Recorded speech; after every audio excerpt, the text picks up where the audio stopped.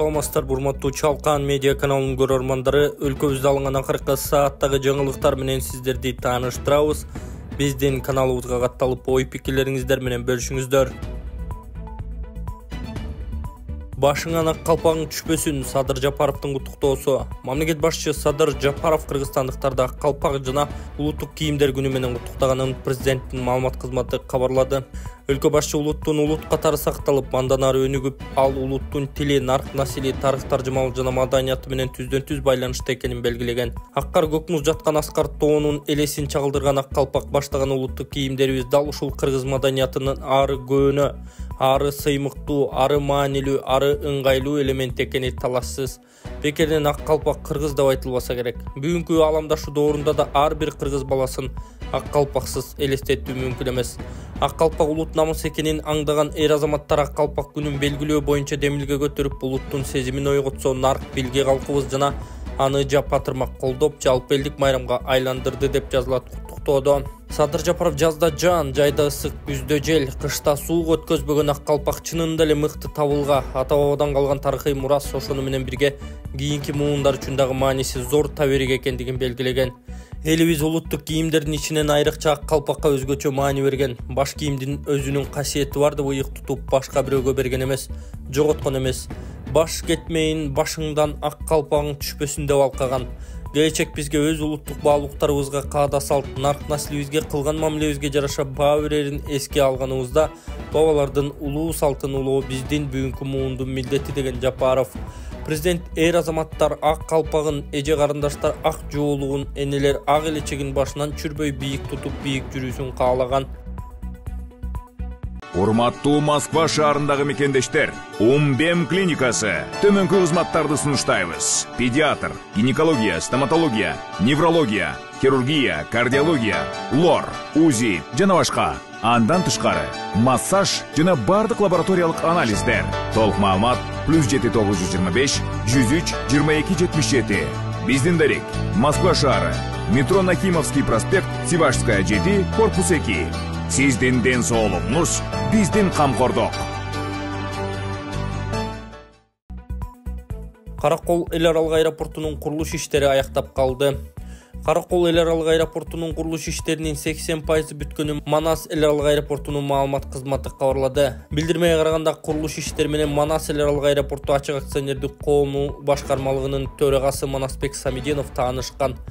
Жаңы салынып жаткан Каракол аэропортунун курулушу бүтөйүн деп калды, 80% жумушу аяктады. Күн жылганда аба майдандан учуп конуу тилкеси 3750 метрге чейин кеңейтилмекчи, ага чейин жумуш убактылуу токтоп турат деп жазылат маалыматта.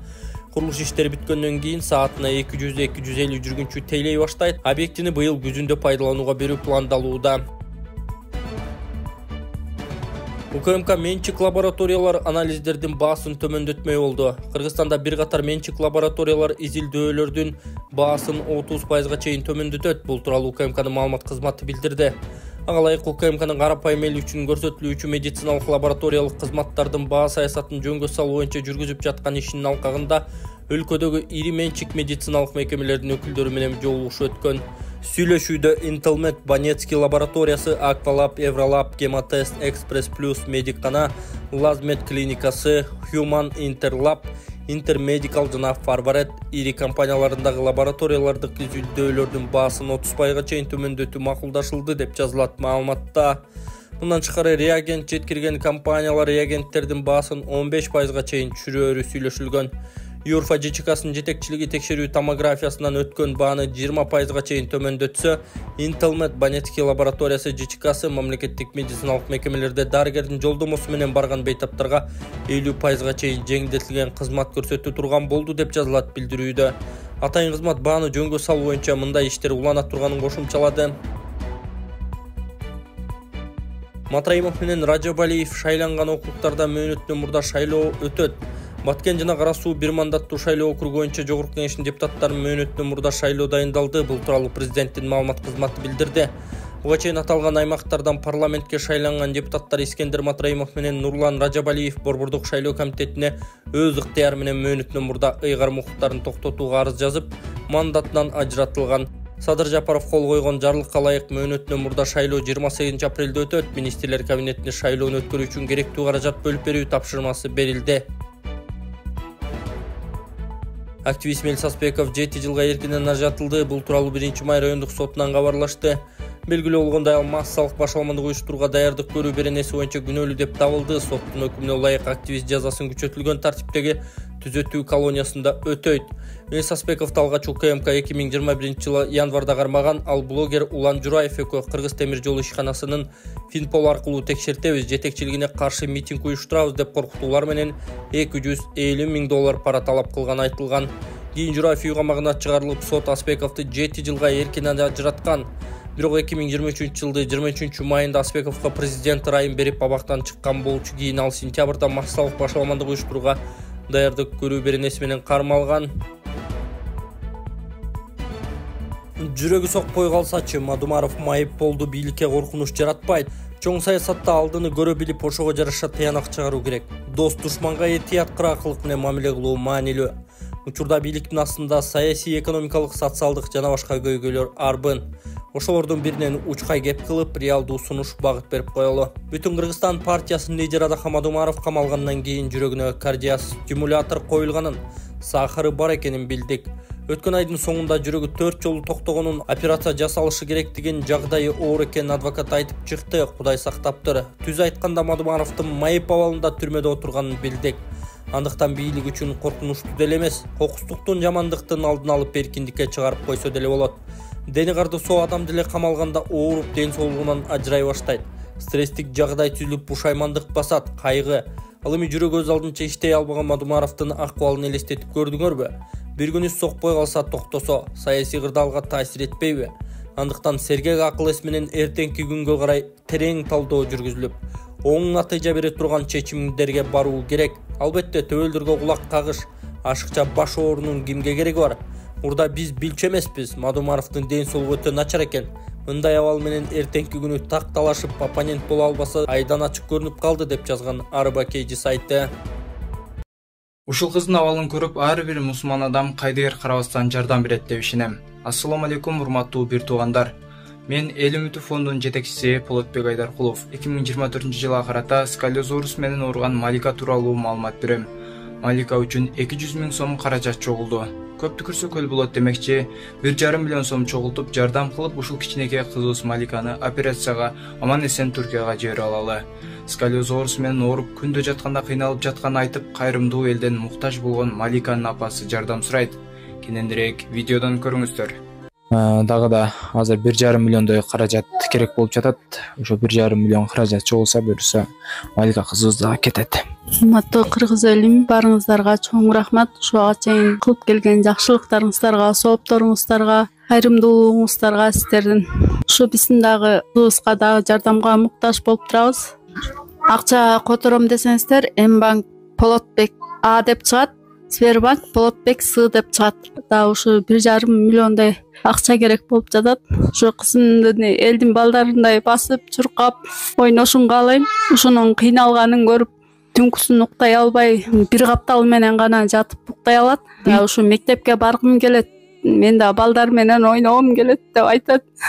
Айла жок, балдардай болуп ойношун каалайбыз. Сиздер которгон ушу аманаттарыңыздарды алдык. Ушу дагы жетишсиз болуп атат.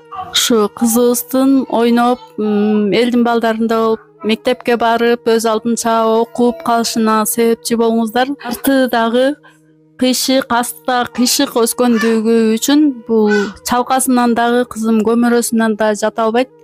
Только бир каптал менен гана жатат. Бул каптал ооруп кетсе, бул капталына оодарып, ушу эки жагы менен алмак-салмак жата алат. Түнкүсүн кыйналат, уктай албайт. Бул да ушу эшикке чыгып, балдарды көрүп ойногусу келет. Ушу бизге берген ушу Аллах тааланын сыноосу экен. Мага жардам берип койгула, силерге аргылар болсун.